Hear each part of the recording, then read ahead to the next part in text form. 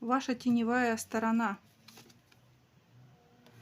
Ваша теневая сторона не утяжеляет вас. Если вы переживаете, что у кого-то есть переживание насчет того, что если кто-то, у кого-то, кому-то придет информация о вашей теневой стороне, она вам испортит репутацию, то нет.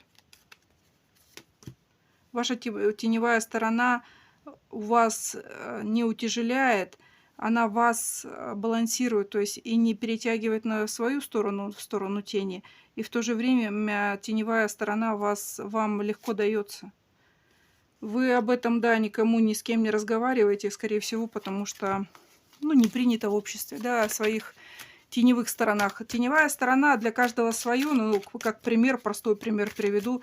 Вы человек, у которого, ну, которого все считают кристально чистым.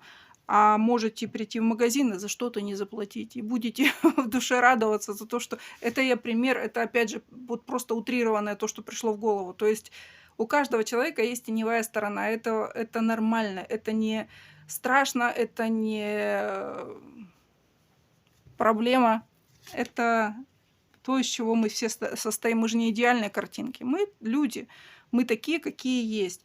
И ваши планы с вашей тенью, они идут вместе, одним путем, не вразрез. То есть вы полноценный человек. Вы человек, состоящий из инь и янь, из светлого и темного. И ваша теневая сторона вас делает, кстати, привлекательным человеком. Если женщина, то такой вот такой, какая вы есть, это вас как раз вам добавляет ваша теневая сторона. Если мужчина, то это ваша женщина вот вас привлекает своей тенью.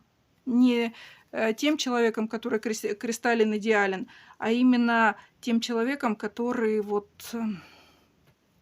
чем-то таким необъяснимым манит противоположный пол.